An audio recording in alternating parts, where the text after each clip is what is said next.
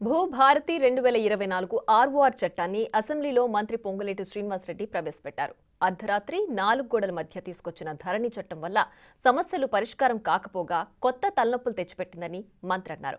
కొండ నాలుకకు మందేస్తే ఉన్న నాలుక ఊడిందన్నట్లు ధరణి పోర్టల్తో లెక్కలేనన్ని ఇబ్బందులు ఎదురయ్యాయని వివరించారు. ఆర్ఓఆర్ చట్టం ద్వారా తీసుకొచ్చిన ధరణి పోర్టల్తో 3 ఏళ్లలోనే లక్షలాది కొత్త సమస్యలు తలెత్తాయి. ఉన్న నాలుకకి మందేస్తే కొండ నాలుకకి మందేస్తే ఉన్న నాలుక ఊడినట్లు ధరణి పరిస్థితి తయారైంది. రెవెన్యూ అధికారుల స్థాయిలో పరిష్కారం కావలసిన అనేక సమస్యలు కోర్టుల దాకా వెళ్ళవలసి వచ్చింది.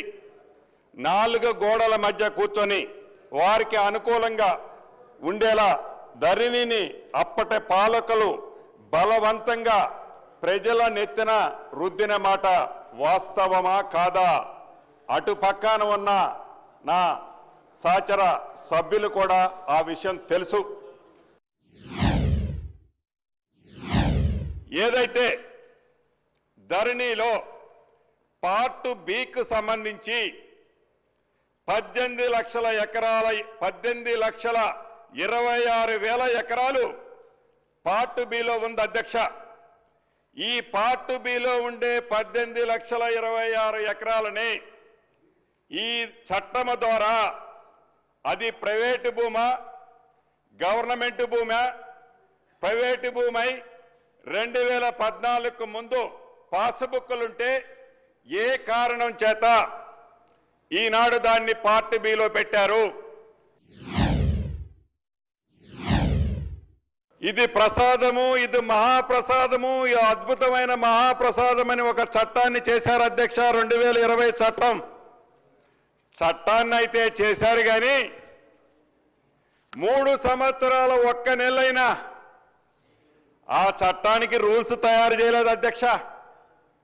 కనీసం రూల్స్ తయారు చేయాలని ఆలోచన కూడా లేదు అధ్యక్ష. ఎప్పుడైనా చట్టం తయారు చేస్తే ఎప్పుడైనా చట్టాన్ని తయారు చేసి రూల్స్ క్షుణ్ణంగా దాంట్లో ఇన్కార్పొరేట్ చేస్తే ఆ చట్టం యొక్క ఫలితాలు ఆ పేదవాళ్ళకి ఎలా అందుతాయో మనకి ప్రత్యక్షంగా అర్థమైంది అధ్యక్ష. వాళ్ళు 3 సంవత్సరాల 1 నెలలు కూడా ఆ మహాప్రసాదం అనుకునే ఆ చట్టానికి రూల్స్ తయారు చేయబోవటం అనేది చాలా విడ్డూరం అధ్యక్ష. అయినా అదే చట్టము మహాప్రసాదమని అనేక వేదికల మీద అదే చట్టాన్ని గడిచిన అసెంబ్లీ ఎన్నికల్లో ఆనాటి ముఖ్యమంత్రి గారు రెఫరెండంగా పెట్టి ఎన్నికలకు పోతే ఏమి ఫలితం వచ్చిందో మనకి తెలియంది కాదు అధ్యక్ష.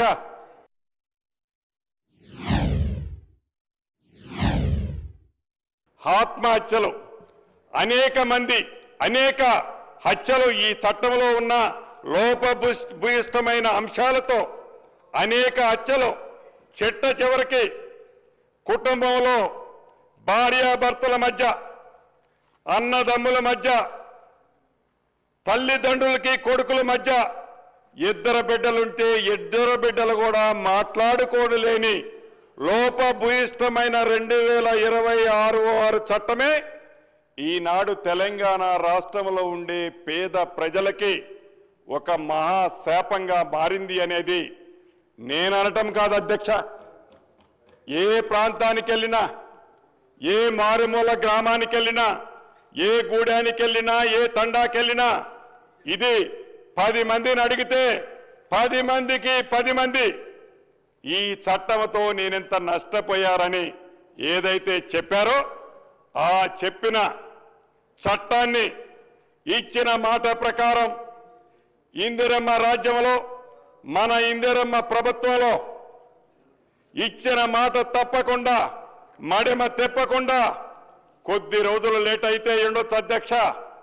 ఒక అద్భుతమైన చట్టాన్ని బేసిజాలకి పోకుండా ప్రధాన ప్రతిపక్షంలో ఉండే అనుభవజ్ఞులైన నాయకులు ఇచ్చిన సూచనలు కూడా ఈ చట్టంలో క్రోడీకరించి ఎక్కడ చిన్న పొరపాటు జరగకుండా ఈ చట్టాన్ని తమర ద్వారా ఈ సభకి యావత్ తెలంగాణ రాష్ట్రానికి పరిచయం చేయడం జరిగింది.